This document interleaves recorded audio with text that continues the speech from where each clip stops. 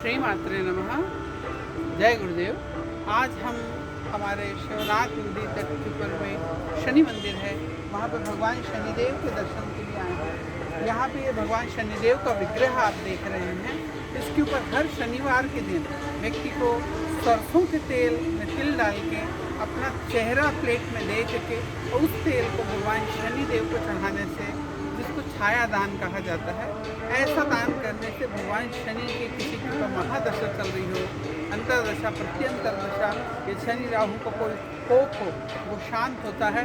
मंत्र बोलते हुए ओम प्राम प्रीम प्रोष्ठराय, ओम प्राम प्रीम प्रोष्ठराय, ओम प्राम प्रीम प्रोष्ठराय लेना आता हो तो आप कह सकते हैं शनि ओम शनिदेव प्रसन्न, शनिदेव प्रसन्न, शनिदेव प्रसन्न, ओम शनिश्चराय नमः, ओम शनिश्चराय नमः, ओम शनिश्चराय नमः। इस प्रकार का मंत्र आप कह सकते हैं।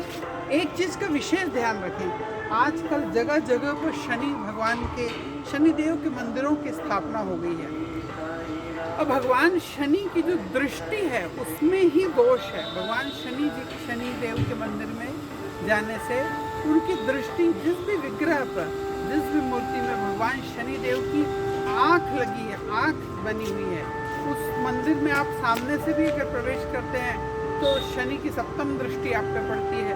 अगर आप साइड से प्रवेश करते हैं तो शनिदेव की आपके ऊपर में 10वीं दृष्टि बनती है, शनिदेव की तीसरी दृष्टि बनती है। यानी अगर ऐसा, ऐसा और ऐसा, इस प्रकार 3 जगह में भी अगर आप कहीं से प्रवेश करते हैं तो शनिदेव की आपके ऊपर दृष्टि पड़ती है। इसीलिए ऐसे विग्रहों, ऐसे मंदिरों में जहाँ पर भगवान शनिदेव की आँख है, ऐसे मंदिरों को में जाके पूजा करने की अपेक्षा जहाँ पे इस प्रकार भगवान शनिदेव का विग्रह है तो जिसमें आँख नहीं बनी है, और अगर किसी भी विग्रह में आँख बनी है तो वहाँ आप लोगों को, पंडित जी को ये कहना चाहिए, पंडितों से कहना चाहिए वहाँ के, कि भगवान शनिदेव की आँख के ऊपर में काले रंग के कपड़े की पट्टी बांध दें।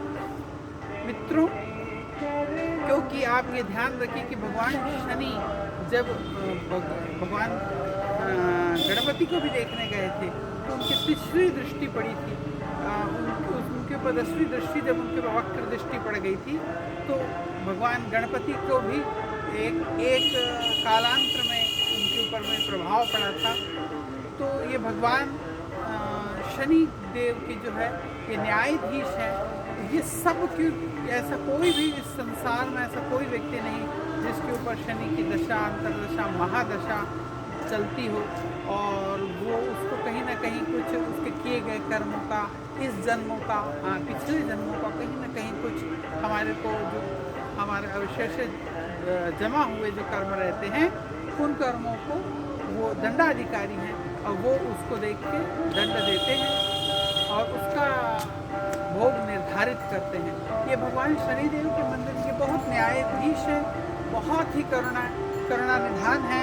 और ऊपर से दूसरी चीज़ें ध्यान रखें कि भगवान शनि जो है, ये एक ऐसा ग्रह है कि अगर किसी व्यक्ति से कुछ चीज़ ले लेते हैं, अगर उनकी दृष्टि में, न्याय दृष्टि में जब अगर वो गड़बड़ हुआ, अगर उसे दंड देते हैं, लेकिन जैसे ही वो अपने मित्र भाव में या उच्च के होते हैं तो उस व्यक्ति का स्वागत भी करवा देते हैं, उस व्यक्ति को फूल मालाओं से लदवा देते हैं, उस व्यक्ति को लोगों की प्रशंसा मिलती है, उस व्यक्ति को धन धान्य से परिपूर्ण कर देते हैं। सोचें कि आज तक हमारे देश के जितने भी राष्ट्र प्रधानमंत्री बने हैं वो सब के सब शनि की महादशा में ही प्रधानमंत्री बन रहे हैं। इंदिरा गांधी और जितने भी बड़े, इसके पहले कांग्रेस के लेकर जितने भी नेता हुए हैं, जो प्रधानमंत्री पद जब मिला उन्हें, जब उनको भगवान शनिदेव की कृपा प्राप्त हुई, शनिदेव की महादशा में ही उनको बड़ा राज्य की प्राप्ति हुई। और मित्रों, इस संसार में जितने विवाह हैं, जितने विवाह होते हैं, जब तक भगवान शनि की कृपा उस व्यक्ति, लड़का लड़की या उस जोड़े के ऊपर ना बने, तब तक विवाह नहीं होता। सबसे पहली कृपा भगवान शनि की होती है। वो ये बताते हैं कि इस 2.5 वर्ष के अंदर इस व्यक्ति का विवाह होगा। और अगर हम चाहते हैं कि हमारे ये पता चले कि हमें 1 वर्ष में कब विवाह होगा, तो उस जिसमें भगवान बृहस्पति की दूसरी कृपा होती है, और तीसरी कृपा होती है भगवान मंगल की। ये 3 देवों की जब कृपा होती है तभी किसी व्यक्ति का विवाह होता है। तो इसलिए, और भगवान शनि देव का ऐसा है कि मान लीजिए कि किसी के ऊपर कुपित है या उसके किसी किए गए कर्मों का कुछ उसको फल मिला, मान लीजिए सब लोगों के मन में एक कुछ भाव आया, एक जागृत हुआ कि ये व्यक्ति दुष्ट है, और उसको सारे लोगों को मिलकर उन सारे लोगों ने मिलकर उस व्यक्ति को पीट दिया, मार खा गया। उस समय वो बहुत पीड़ित हुआ, और बाद में जैसे ही उच्च स्थिति में उसके पहुंचेंगे तो वही मोहल्ले वाले लोगों को ये वो करेंगे, उनके दिमाग में ये भाव आएगा कि हमारे उस समय बहुत बड़ी गलती हो गई थी और हमने इस व्यक्ति को मार दिया।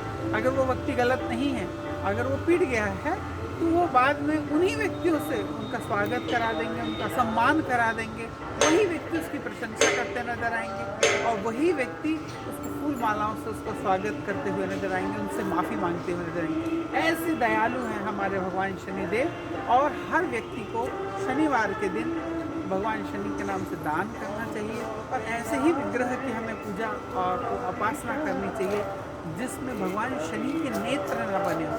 तो जिस भी मूर्ति में भगवान शनि के नेत्र बने रहते हैं, ऐसे विग्रह की पूजा करने से हम कहीं ना कहीं भगवान शनि के तीसरी, सप्तम या दशम दृष्टि के अधिकारी बनते हैं, जो भगवान शनि की दृष्टि ही तो उसमें सबसे ज़्यादा घातक है।